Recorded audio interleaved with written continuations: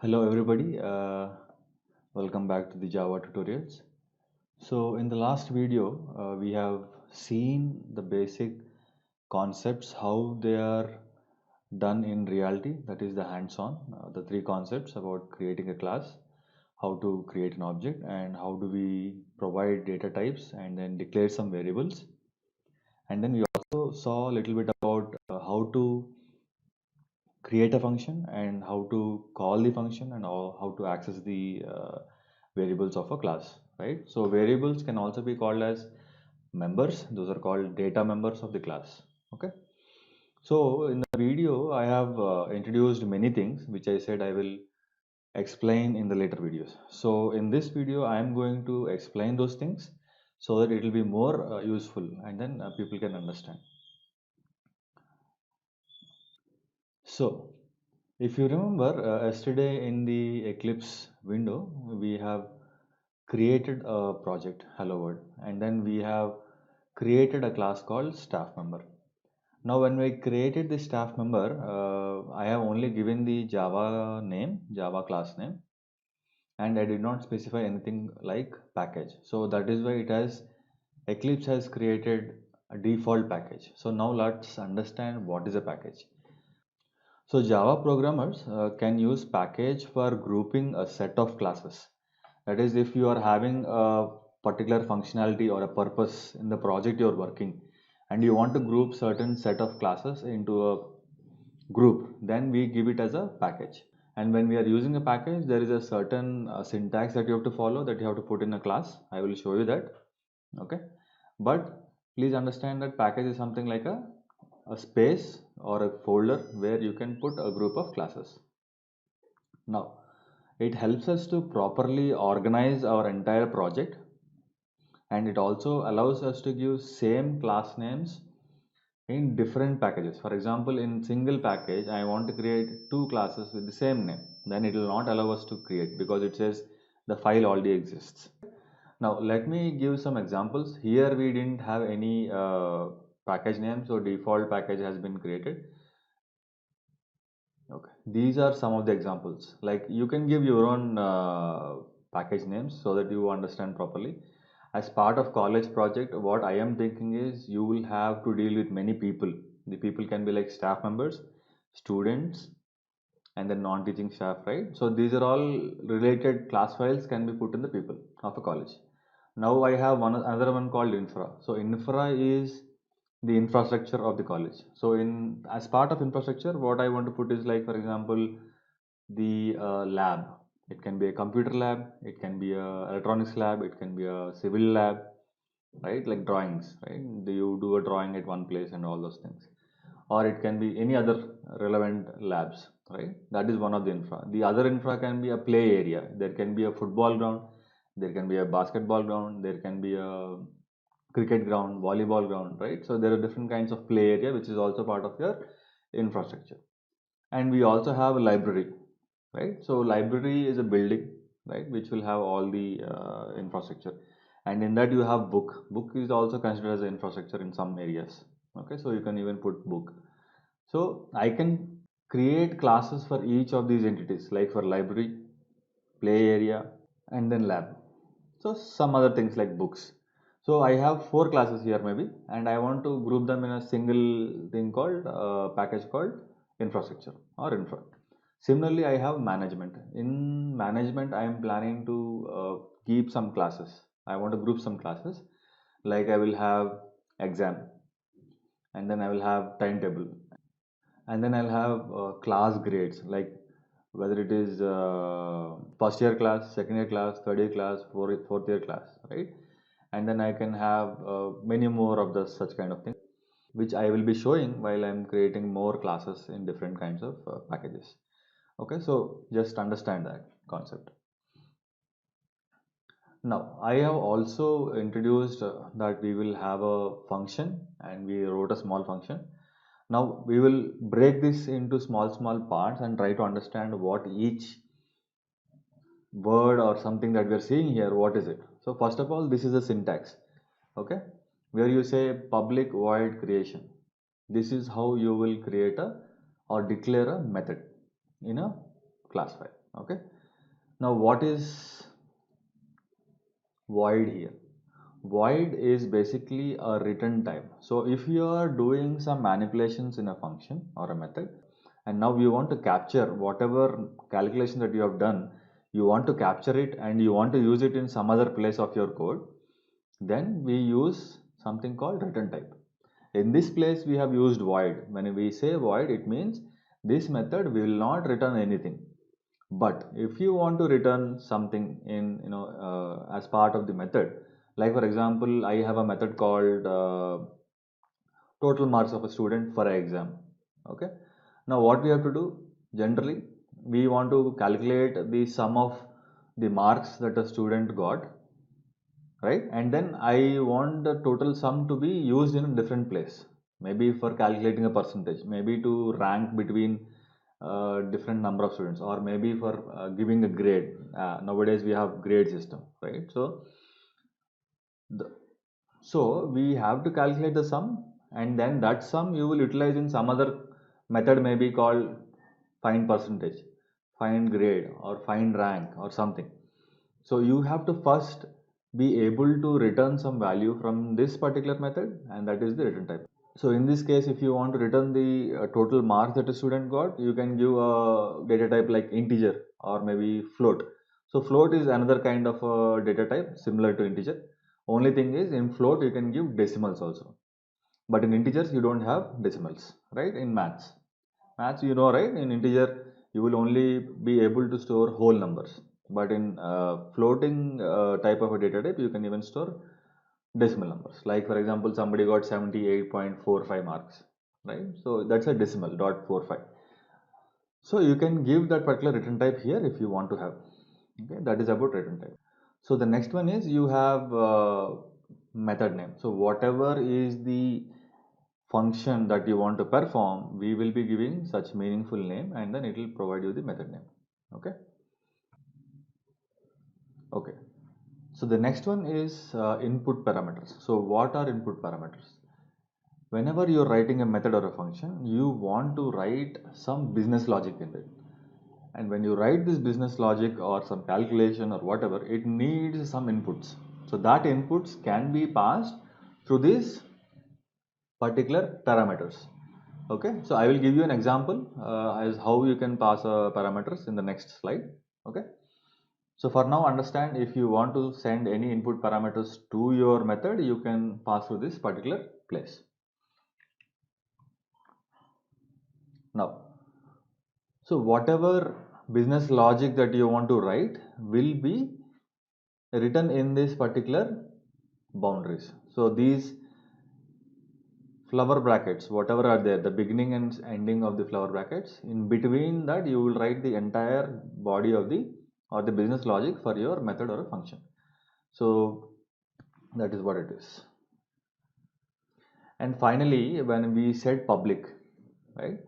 So public is a keyword used to specify from where you can basically access this correction method or the method whatever you are assigning. So I will do a more deep dive into this particular keyword, that is the access modifier. There are different types of access modifiers actually. Some of them are like, I think there are four: public, private, protected, and default. Yeah, there are four keywords that can be used as access modifiers. So I will talk about it later, but for now understand that if I am saying public, any other class can also basically access this method. Okay, that is the whole idea. If you are not giving it as public, maybe other class cannot access this particular method. Cool. Now I am giving another example of how a method will be and what are those things. So here if you see, public is the access modifier, main is the method name. Here, as I told you, this is the input parameter. In this functionality, maybe we did not use the input parameters for the business logic, but you can use it if you want. So here the input parameter is something called string, which is a data type, and the variable name is rs, and then it is given with a square brackets, which means it is an array. I will tell you later about arrays. Okay, so in this particular method we have even passed this string array as an input, and then this is the body, right? The entire logic that you have written. Now, why should we write something called public static void main? This is a specific syntax that people want to write in their programs. Okay, I will tell you why. So, if you remember, when we executed a Java program, we had just done right click and then we have selected run as and then selected as Java application. So how will Java know which method to call when you're saying run, right? There are different methods that we have basically created here. One is mentor, one is invigilate, one is toString, one is main, right? So what Java did is, if you want to run any specific logic from a class, there is a syntax given. That is, if you give public static void main, and then you have to pass a string argument, string array argument, then Java by default will consider this method as the starting point to be triggered when you run a Java class. Okay. Okay. So you have to give main. That is the keyword for this particular aspect. Though it is not colored, it is the exact thing that you have to use. Okay. And you have to pass the string array and you have to say public static void. And then you can write the logic whatever you want in the particular method. Okay. Okay. So now we will look at something called constructor. If you remember in the class, we have created object. How did we create object? What was the keyword used? It is new. So I said staff member Srinivas is equal to new staff member. So that was the syntax to create an object in Java, right? So now how will Java understand what it should do when you are calling that particular code or instruction?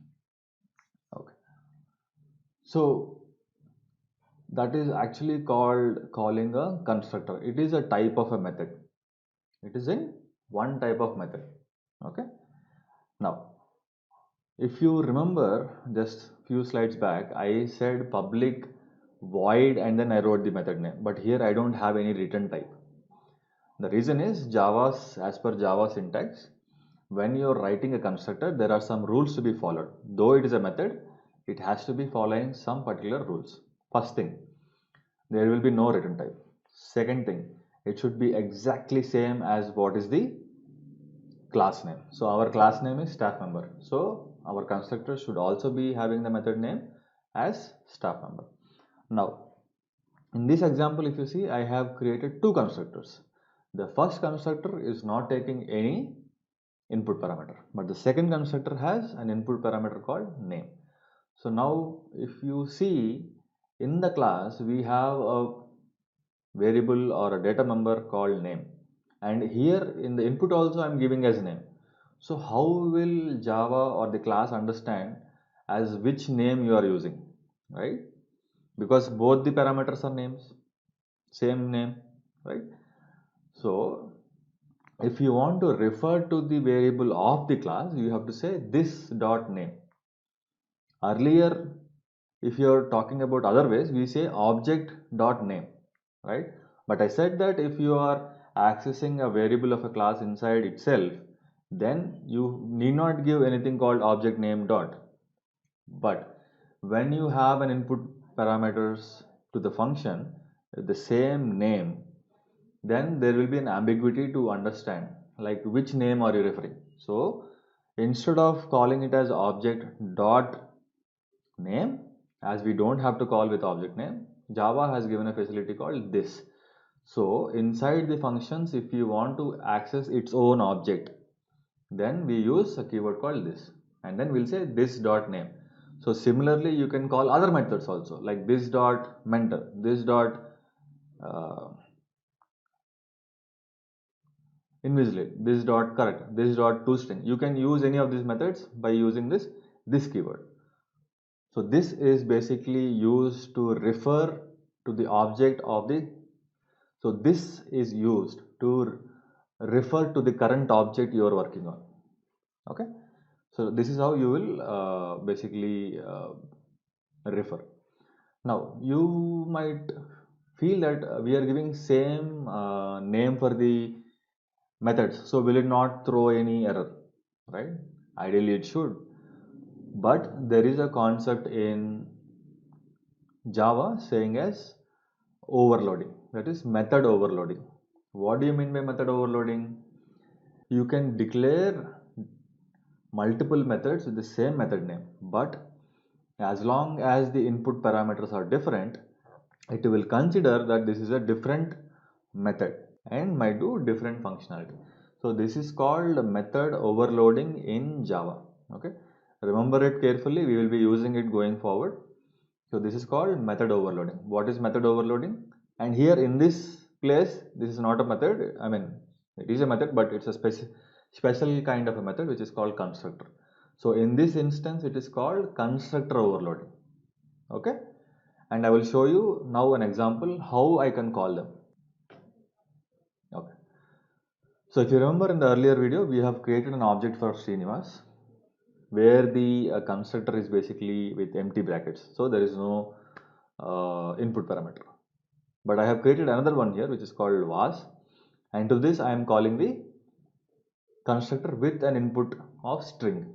So if you see here, this particular constructor new staff member without input parameter will basically call this constructor, and when you look at this new staff member of was which is having string as an input parameter, it will call this particular constructor. So you are calling different constructors based on the parameters you are passing. So that is how it is overloaded, like same constructor name but with different input parameters. Okay, cool. So I think you might have understood some of the concepts that we have said in the earlier video that I will explain later. Now, before we go into the next part of the tutorial, I have created some additional classes which I want to show you as what we have discussed so far. Okay. Okay. Also, I would request all of you to subscribe to the channel, hit the bell icon so that you can regularly get the videos and you can follow them, right? I am planning to do a detailed course of Java that will be focused on for the people who are, you know, learning for the first time, or maybe doing manual testing for a long time and they are willing to learn Java and then learn, maybe test automation in the future, right? So this will become a series of videos which will help you to, so I don't want you to miss, or even you don't want to miss the series of videos that are being released. Okay. Okay, so now I will show you some of the changes I've made in the existing one. Okay, so I added these two constructors here, if you see here. Okay, staff member, so this is with no input parameters and this is with one input parameter. Okay, and I moved this dashes.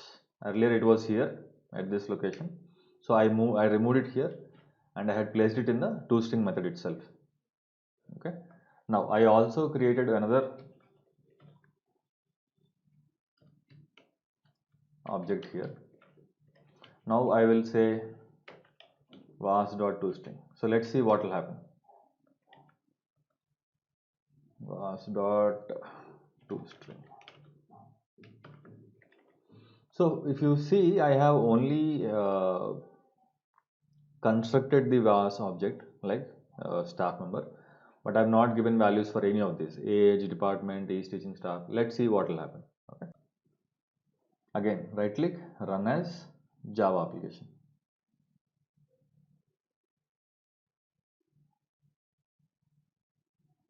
Okay, if you see here, this is the console, the place where we can see all the outputs. Okay, the first one is same, we got 37, name and all those things. Similarly the second one, but now if you see the staff details, right, it has taken was as the name. I did not say was.name is equal to was, right? I did not do something like this. I have used it directly in the constructor. So what did this constructor do? It has called this particular method with input parameter string name. And what did it do? It indirectly said this dot name is equal to name. So whatever name you are passing, will be assigned to the class related member or object, right? And then it is assigned. It is similar to saying as this one, Srinivas.name is equal to Srinivas. But it has happened inside the overloaded constructor. Okay.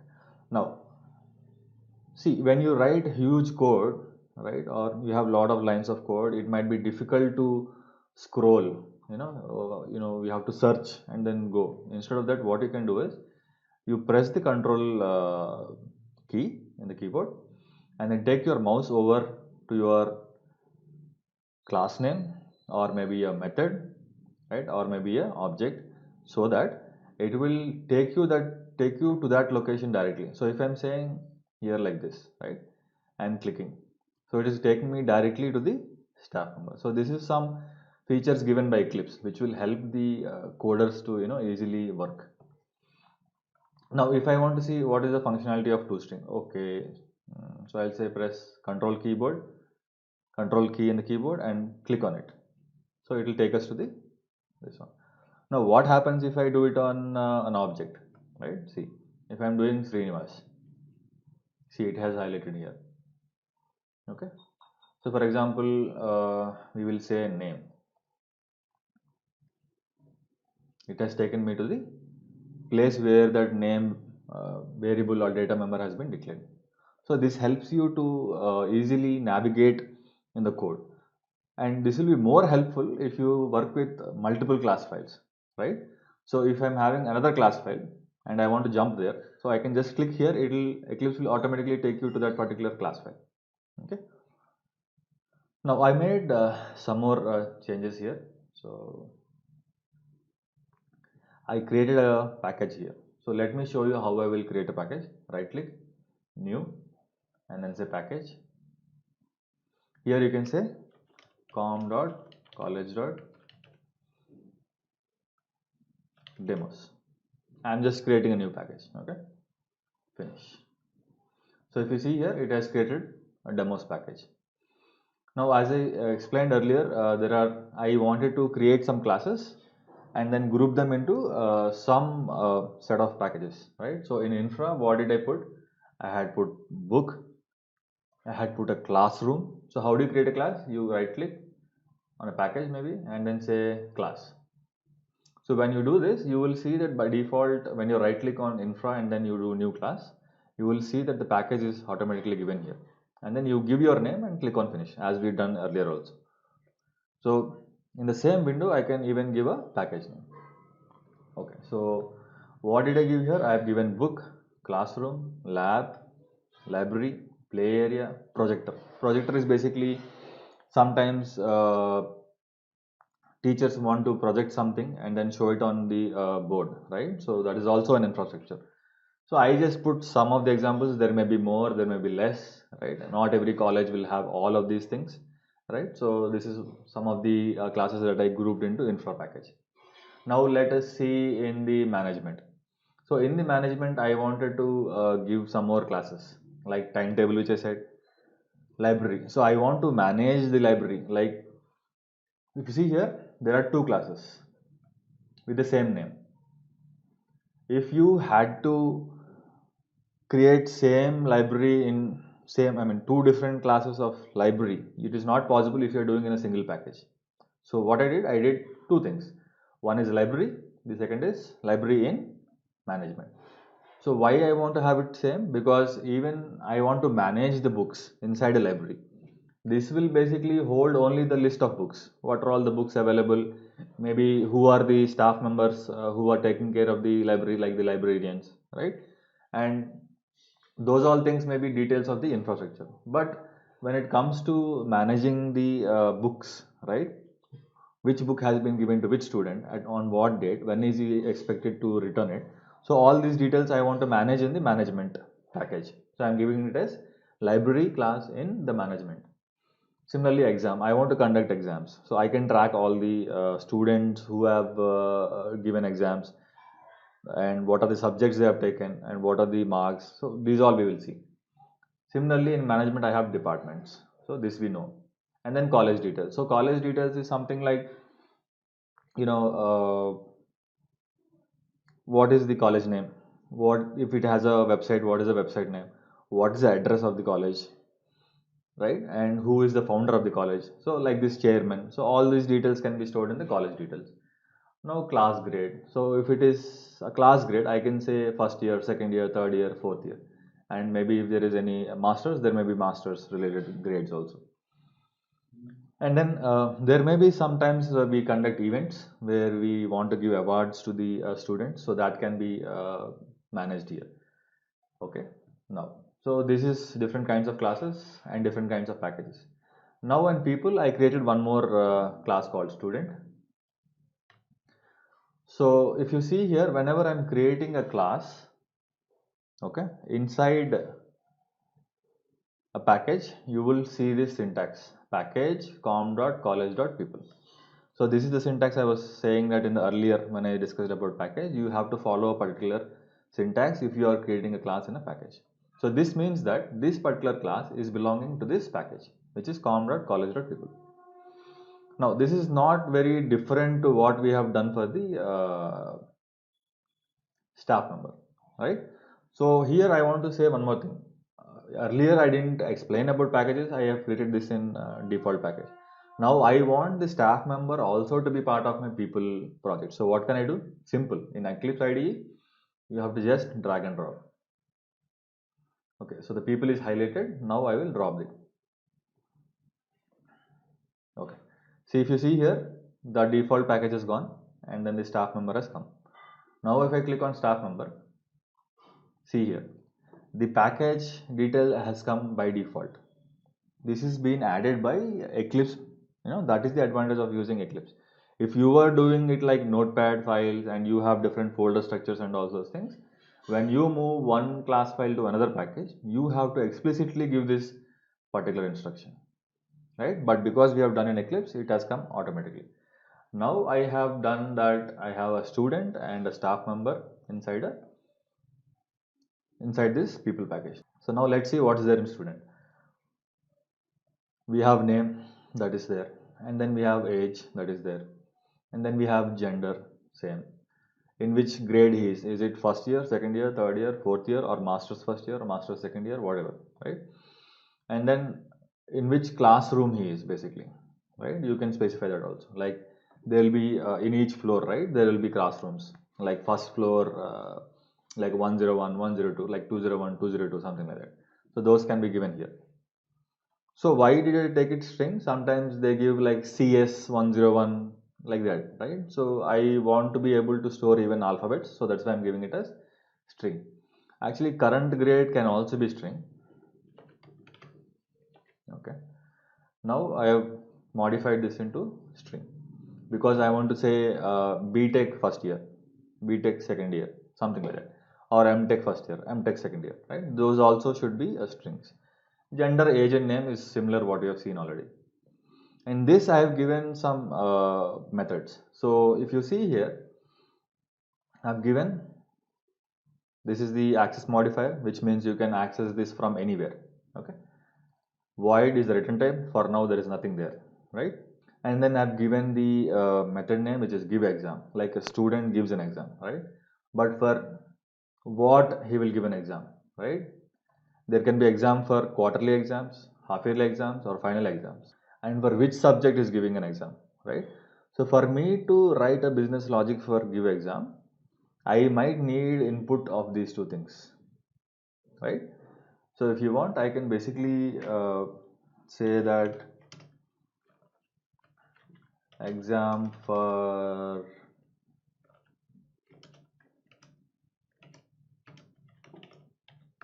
example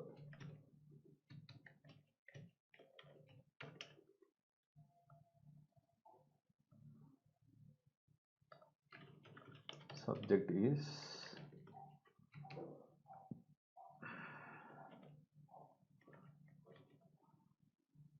I can also give here is giving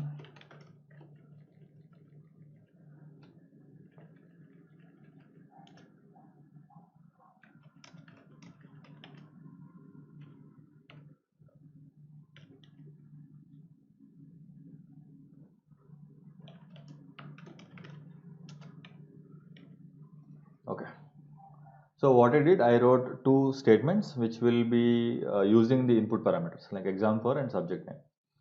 Now, similarly, I gave get marks for a subject, right? If I want to know what are the marks for a particular subject for an exam for a student, then I should know what is the subject name and what is the exam, similar to what we have done here. Okay, but if you see here, I've given return type as float. Why am I giving return type as float? Because I want to use or capture this value from this method, and I want to use it in different places, right? So that is why we are giving return type as float. For now, I have given this default value that I want to return. So this is how you declare a float variable, float, and then the name, and then you have to give it like float f. Then only it will allow. Otherwise, it will give you a compilation error. If you see here, I removed f. There is a compilation error. Cannot convert from double to float. Okay, so you can say double is another data type. Okay. Now, how will you return value from a particular method? You will say return of whatever you want to return. Now, it has allowed us to return marks because we have given it as float. For example, I will say empty. This will not allow. You will give a compilation error. If you see here, there is a compilation error. That is, it will not even generate the class file because the return you are doing is of type string, but it is expecting float. So this will throw an error. You can only return a float variable. Okay. Similarly, I have one more method called get total marks for a particular exam. Like for a student, I want to know in maybe a half yearly or maybe a final or maybe a semester or whatever, right? I want to get what is the total marks that he got in that particular exam. So I have written this method, okay, which will also return float because I have to sum all the marks of each subject and then I will return it. Now, I have written this comment. So you can give comments with two forward slashes. So whatever is two forward slashes is a comment. If you want to do multiple layers of comments or multiple instructions, you can say something like this. Right. So if you see here, I had to give two forward slashes for each statement. Like for this is 2 lines, this is 3 lines. But it might be not so easy if you're doing for hundreds of lines, right? So in that case, we will use this block comment. So forward slash star and a backward slash. I will remove this. Now, so I have written these three methods for this particular student class. And then similarly, I have written a toString, which we have done for a staff member, right? Staff member, we have given the same thing.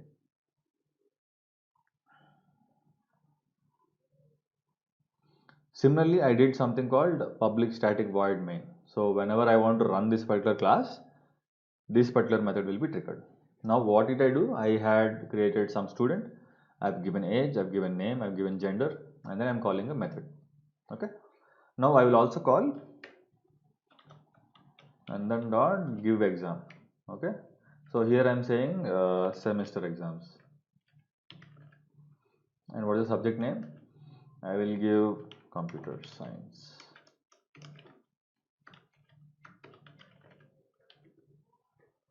So this is how you will call a method with input parameters. So this is how you define a method with input parameters. And this is how you will call a method with input parameters. Okay. Now right click and then say run as we do. Now if you see here, it says Nandan is giving semester exam. Okay. And the subject is computer science, right? So it has triggered this particular method and it has printed these two statements. And we have used those input parameters also. Okay. And last thing is I have also called toString, which is calling this particular method, and it generates the whatever is available in that. Cool.